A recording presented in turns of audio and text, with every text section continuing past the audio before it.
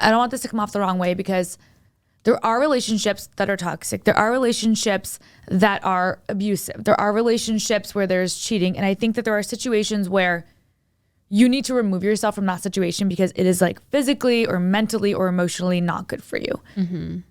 I do, however, sometimes think that we live in a quitting culture. Like, I think sometimes we get into situations and we're living in the moment and we're living based on feelings. And then when those feelings no longer are serving us, or when life gets hard, we're kind of like, all right, well, then I'm just going to quit and I'm just going to, get a divorce, or I'm just going to quit my job. I'm just going to, block this friend that I've had for years, and I'm just going to move on with my life because I need to, protect my peace. I need to protect my energy. I feel like we hear these terms a lot. And I think it's important to take a step back and wonder, is there a difference between protecting your peace and protecting your energy and like removing yourself from toxic people, which I think is a good thing, by the way. Like, you should be doing that. You shouldn't be surrounding yourself by people that make you feel anxious and upset, or you shouldn't be in a job that like makes you literally like not want to get up in the morning and go to work because it's such a toxic environment that it's draining you. Is there a difference between that and then, things just getting hard and life getting difficult and people having disagreements where, maybe you're just making an excuse to get out of situations when things get difficult, when maybe we should be pushing to try to make things work?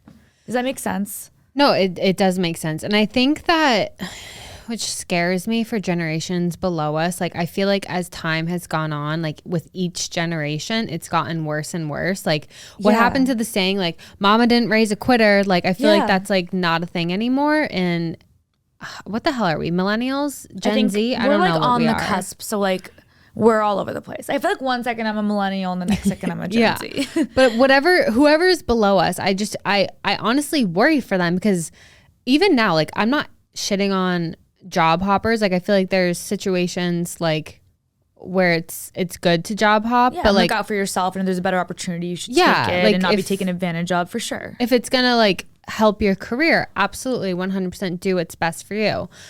But I think like even like the boomers are concerned about the job hopping, because people nowadays, like, they don't have loyalty to anything, and they're like, no, like, I'm just gonna go where the grass is allegedly greener and like I can get more money, and like nothing matters anymore.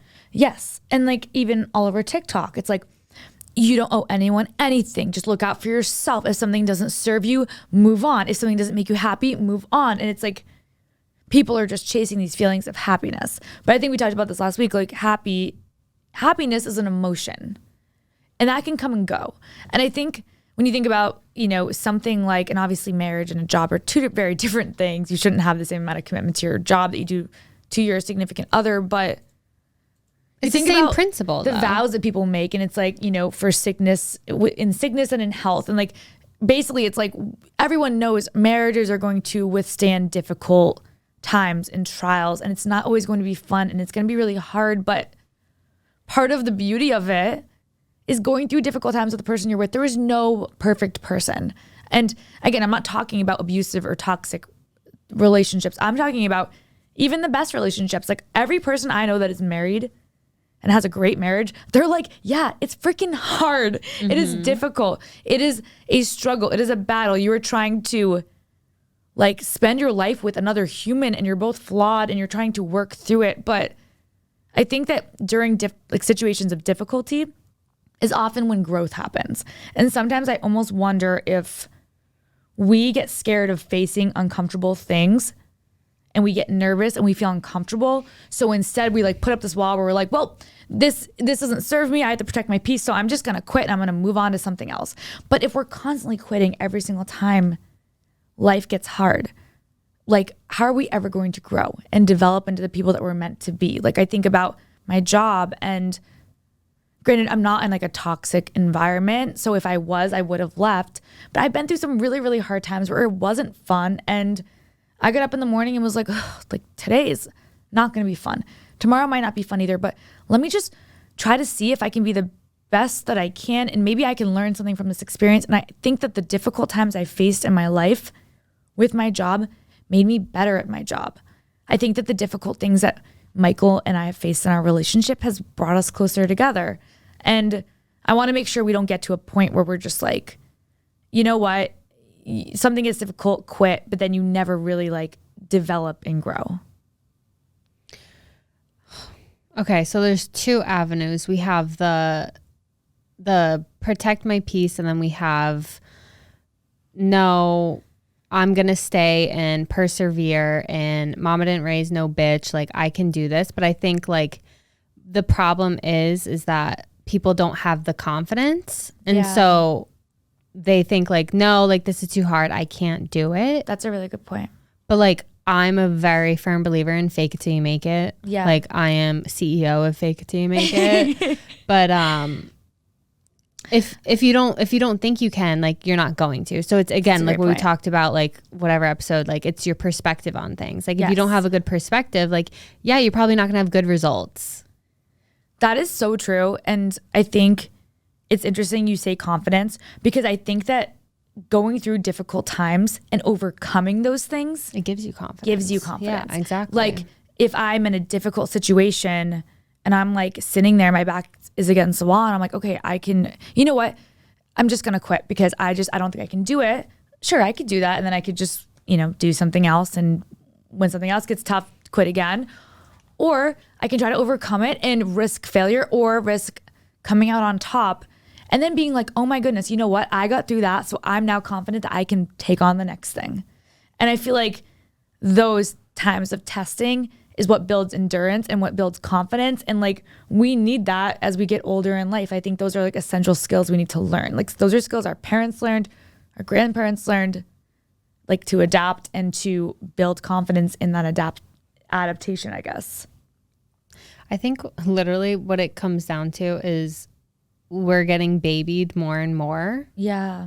I hate to say it. And like, I'm just so glad to one day be able to raise kids and to raise them to not quit, be a fighter. But then there's also two sides to the coin. Like I can see people arguing, well, no, like it does take confidence to also like quit something. Yeah. But at the same time, like if you quit, like you said, like if you quit everything when it gets hard, like what do you have to show for it? Exactly.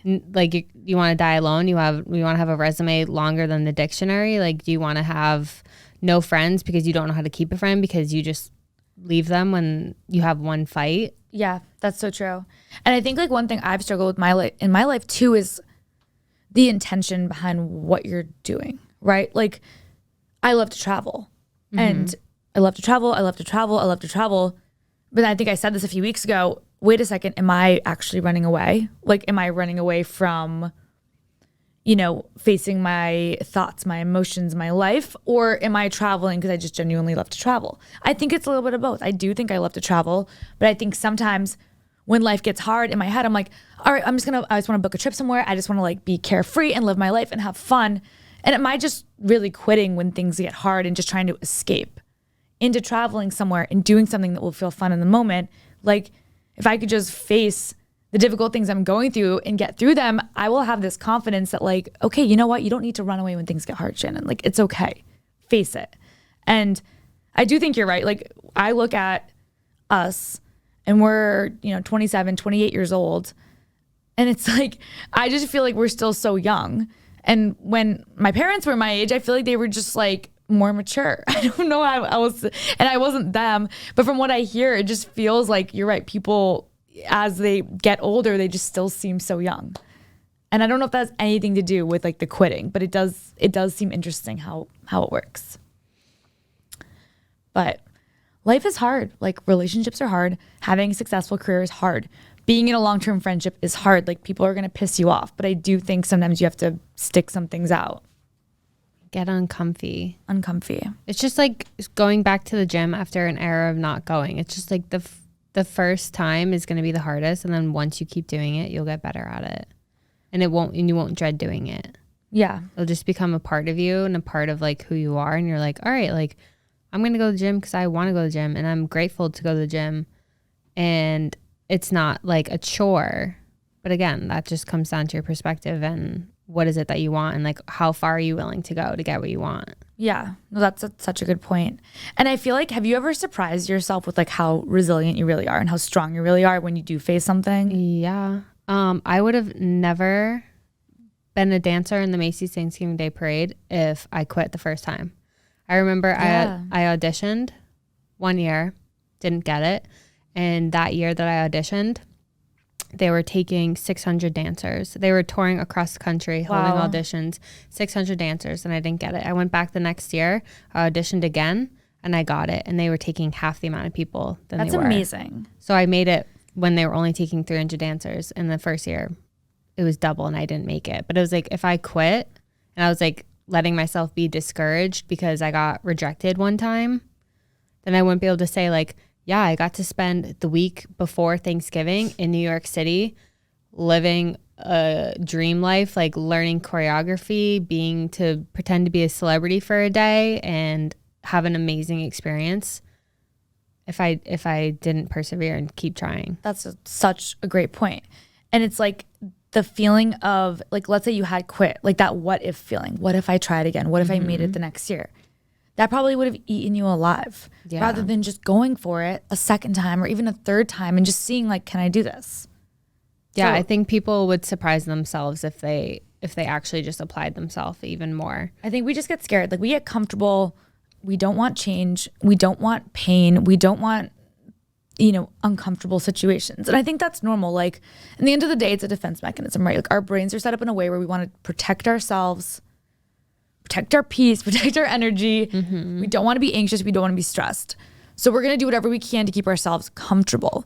But I do think that getting uncomfortable is what leads to a lot of the things that we ultimately want. And the way that it was described to me a while ago, because I was put into a, new uncomfortable situation a while ago, and it was a good thing. It was something that was ultimately going to be good for me. But I was scared. And I remember someone said this to me and it stuck with me like for years and years. And like I definitely like live by this today. And they were like, okay, so what hurts more? The pain of staying the same or the pain of growth?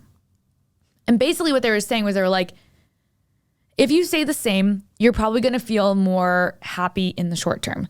Like, all right, I'm glad that I didn't take that chance. I'm glad that I didn't push through, that uncomfortable situation. I'm glad I didn't put myself out there and work and like push to see if I could come out the other side of this victorious.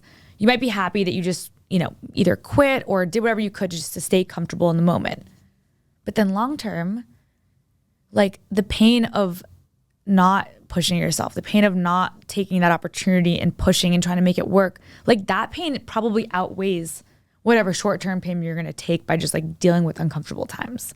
And I think when I thought of it that way, I was like, all right, a lot of us can relate to that. Like if I go up for, a promotion at work, or if I'm put into a new role that's really challenging and I just got promoted and it's harder than I ever thought it would be, that might really, really stink in the short term. I'm gonna have imposter syndrome. I'm gonna be stressed out and anxious. But then like, let's say I succeed in that role, I'm probably gonna be happier long term versus if I don't even try for the promotion because I'm like, nope, that's gonna be too hard. Let me stay in the role I'm in. Well, 5 years from now, am I gonna be happy that I didn't at least go for it and just try to like stick with it and see if I can make it work? Probably. So I don't know. I think there's definitely a difference between getting out of a toxic situation and like learning to fight when life gets hard, for sure. Absolutely. And there are so many successful business owners that if they had quit, they wouldn't be where they are today. And like, it's never too late. Like there are people that start a business and they don't see it take off for years and years. I say the same thing about our podcast. I'm like, that's a good okay, point. like, yeah, we've been doing this for 2 years. Like if we quit when the first 50 episodes, like we wouldn't have the community that we have today. We wouldn't have experienced some cool events that we've done and opportunities that we've been given because of it. If we had quit when we were getting 5 views a week and it was the people in this room. Yeah, like literally. So funny. And it's hard and it's awkward. Like you're putting yourself out there. That's hard. Yeah. Yeah. No, I think that's like super important. And I do think that a lot of us sometimes are really close to our situations where it's like hard to make, like you always say, like you can't take your own advice. And I'm like the queen of that. Like, I can give someone advice, it's hard for me to take it. So I do think it's important to like ask help too, to people that you care about. And I think it's important to like reach out to people and like ask them for advice, like on what they think. And hopefully you're asking people that like have your best interests at heart. Like you're a friend, a family member. It doesn't matter if you have 20 friends, one friend, if your friend is across the country, if your mom that you trust is across the country, FaceTime someone and just like ask for their advice, because sometimes I think what we need is people to like hit us straight and tell us like, all right, what you're doing makes sense or it doesn't make sense. And like, I think that sometimes we take the logic out of our own situations and you need someone else to help you.